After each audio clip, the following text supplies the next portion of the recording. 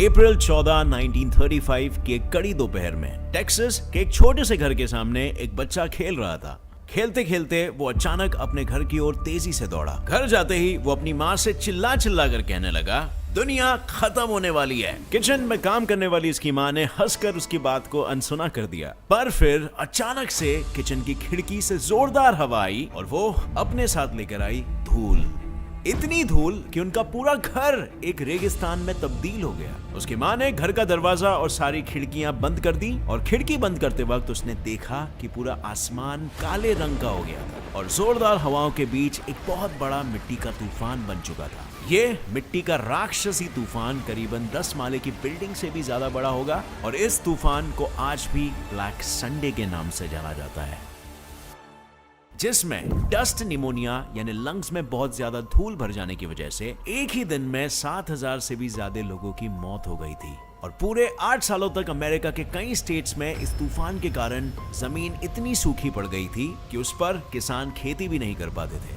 Well, अब friends, अगर आप ये सोच रहे होगे कि अमेरिका में हुए स्टॉर्म का हम इंडियन से क्या संबंध है, वेल, मैं आपको ये कहना चाहूंगा कि इस कहानी से हम सभी को एक बहुत बड़ी सबक लेनी चाहिए, क्योंकि आज हमारे सर पर भी ऐसे ही धूल के काले बादल मंडरा रहे हैं जिसका कहर हम पर कभी भी बरस सकता है। एंड यू नो व्हाट, इसकी शुरुआत एक्चुअली में हो भी चुकी है। 2018 में दिल्ली में एक ऐसा तूफान आया था जिसकी वजह से 100 लोगों की मौत हो गई थी। अब ये तो एक बहुत ही छोटे पैमाने पर था, पर बड़े से बड़े सैंडस्टॉर्म्स में करीबन 1 मिलियन टन धूल मिट्टी होती है और वो लगातार 3 महीनों तक उसके सामने आने वाले हर इंसान और हर चीज को तबाह करते हुए आगे बढ़ता है। और ये समस्या सच में इतनी गंभीर है कि इससे बचने के लिए इंडिया 1400 किलोमीटर लंबी एक ग्रीन वॉल बनाने वाला है, जिसमें पूरे के पूरे 135 करोड़ पेड़ लगने वाले हैं और यही पेड़ इन सैंडस्टॉर्म से हमारी रक्षा करेंगे। पर इस चीज को रोकने के लिए सबसे पहले तो हमें यह जानना होगा कि इतनी धूल आखिर आती कहां से।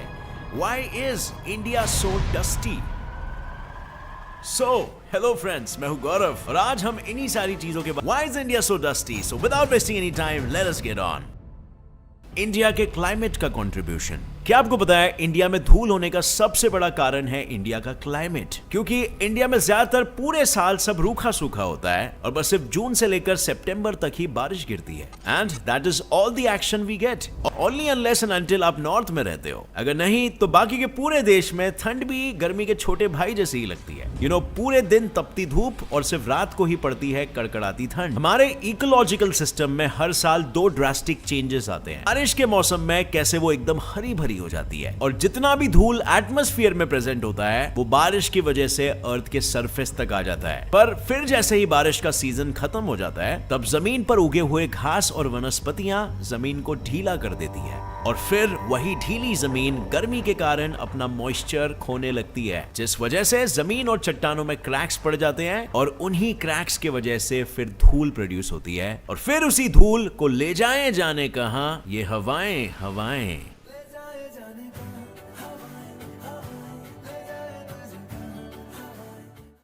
इससे हम इजीली कंक्लूड कर सकते हैं कि हमारे क्लाइमेटिक कंडीशंस की वजह से इंडिया में धूल बनने में सबसे ज्यादा कंट्रीब्यूशन होता है। बट ये इकलौता फैक्टर देखते हैं कि दूर देशों से भी मिट्टी इंडिया तक कैसे पहुंचती है। वेल, एक सैंड ब्लोइंग फैक्ट जानना चाहोगे? क्या आपको पता है हजारों सालों से और आज भी हर साल, वेल यस, ये सच है, क्योंकि जो मानसून विंड्स हमारे यहाँ पर आती है ना, वो अरब के रेगिस्तानों से धूल लेकर अरेबियन सी से गुजरते हुए हमारे देश में पहुंचती है और उस बारिश में साथ आई हुई धूल एटमॉस्फेयर से जमीन पर जम जाती है। पर जैसे ही गर्मी बढ़ती है ये अरबी रेत फिर एक बार हमारे एटमॉस्फेयर में मिलकर सब जगह फैलने लगती है।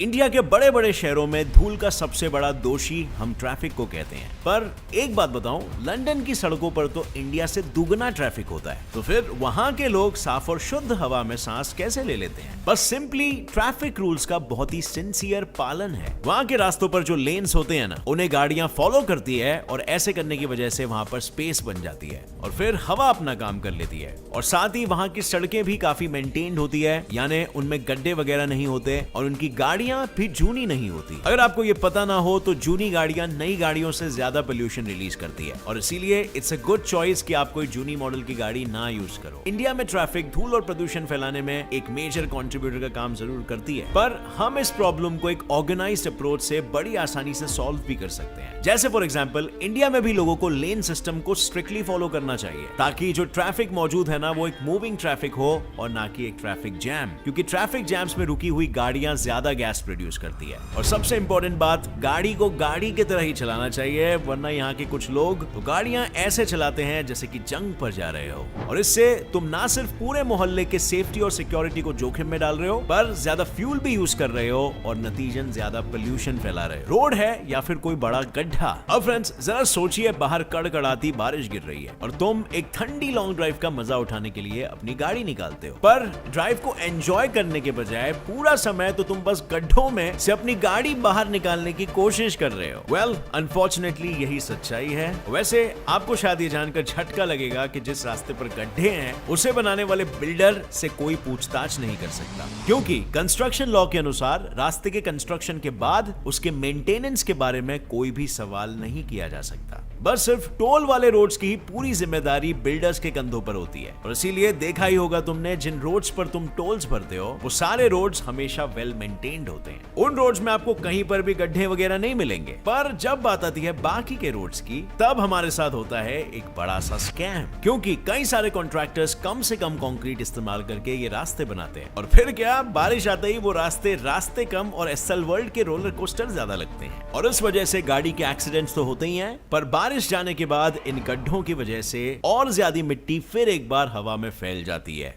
अनपेव्ड रोड्स को लार्जेस्ट नेटवर्क ऑफ रोड्स का खिताब मिला है और इस लार्जेस्ट नेटवर्क में 2.2 मिलियन तो गांव के अनपेव्ड रोड्स यानी कि कच्चे रास्ते हैं। आपने देखे होंगे गांव में कच्चे रास्ते या फिर उबड़ खाबड़ सड़कें जिन्हें बनाते वक्त कंक्रीट का बस नाम भर इस्तेमाल किया जाता है। हमारे देश के सारे रास्तों को धूल कम करने के लिए नहीं, बल्कि म्युनिसिपल कॉर्पोरेशन का काम आसान करने के लिए डिजाइन किया गया है, क्योंकि अभी के सड़कों को इस तरह डिजाइन किया गया है कि जो भी कूड़ा, कचरा और पानी होता है वो सीधा रोड के साइड में जमा हो जाता है और रास्ते के साइड वाले लेन को कचरा कलेक्ट करने और पार्किंग के लिए यूज किया जाता है। जबकि अगर हम दोनों साइड के लास्ट लेन को इस्तेमाल कर पाते तो रास्ते के बीच में इतना ट्रैफिक जमा नहीं होता और ट्रैफिक का एक फ्लो भी मेंटेन होता, जिसके कारण ना धूल बढ़ती और ना हवा में प्रदूषण होता। No maintenance. अब फ्रेंड्स, कचरा साफ करने वाली गाड़ी के बारे में सुनते ही आपके दिमाग में ये आता होगा, बिल्कुल, पर क्या आपको पता है बेजिंग के रास्तों को क्लीन करने के लिए और क्लीन रखने के लिए रोज 24 घंटे ऐसे छोटे और क्यूट से मशीन्स हैं जो सब जगह पर घूमते रहते हैं। हाँ, बिल्कुल सही सुना आपने, हर रोज, वो भी दिन के 24 घंटे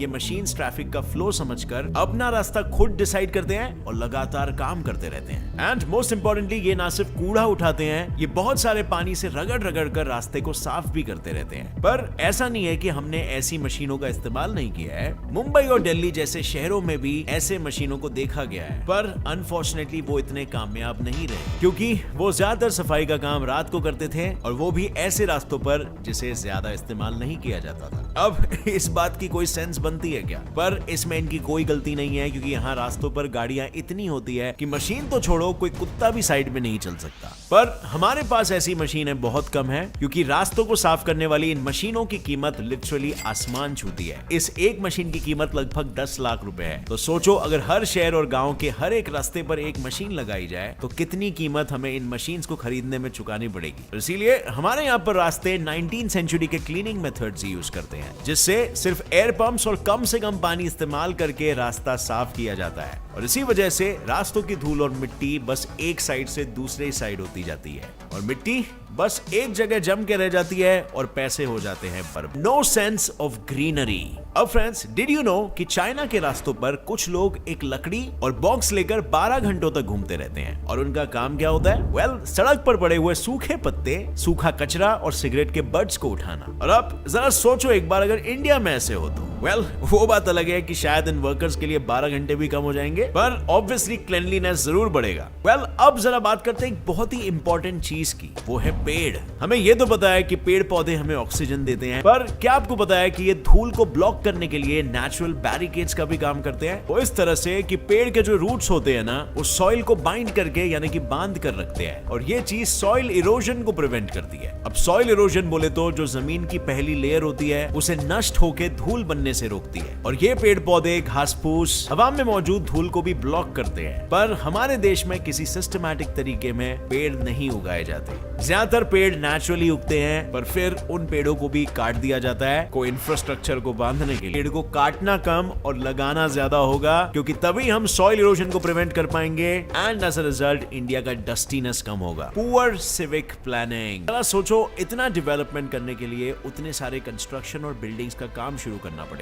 पर बात यह है ना कि काम शुरू तो होता है, लेकिन खत्म होने में इतने साल निकल जाते हैं कि 10 साल के चिंटू के भी बड़े होके उसकी शादी हो जाती है। वेल अब आप खुद ही देख लो, मुंबई में जो मेट्रो बन रही है उसका काम भी कितने सालों से चलते आ रहा है। प्लस अगर कहीं पर भी कंस्ट्रक्शन चल रहा हो तो उसे ढक कर रखना चाहिए, फिर चाहे वो कंस्ट्रक्शन रोड का हो या फिर किसी स्काई स्क्रेपर का हो। और ढक के रखने का मतलब क्या होता है? वेल बेसिकली अंडर कंस्ट्रक्शन वाली बिल्डिंग्स को एक बड़े ग्रीन कपड़े से कवर किया जाता है, ताकि कंस्ट्रक्शन में बनने वाली डस्ट को बाहर जाने से रोका जा सके। पर अब सवाल यह है कि क्या इंडिया में ऐसा होता है? वेल बहुत ही लिमिटेड प्रोजेक्ट्स में अगर आपको एक भी देखने मिल जाए तो। ऐसा हम करते ही नहीं है, और बल्कि अगर घर का कंस्ट्रक्शन चालू है तो हम सामने वाले रास्ते को अपना प्राइवेट स्टोरेज समझकर वहीं पर सारा माल मटेरियल इक्विपमेंट्स को रख देते हैं, और इससे धूल को और ज्यादा बढ़ावा मिलता है। और इन्हीं घरों और सारी बिल्डिंगों को बनाने के चक्कर में हम धूल के नेचुरल बैरिकेड्स यानी कि पेड़ों को बहुत बड़ी संख्या में काटे जा रहे हैं, और खुद के आसपास एक कंक्रीट का जंगल बना रहे हैं, जिस वजह से हवा को जाने के लिए जगह ही नहीं बच रही है। और इन कंक्रीट वॉल्स की वजह से हमारा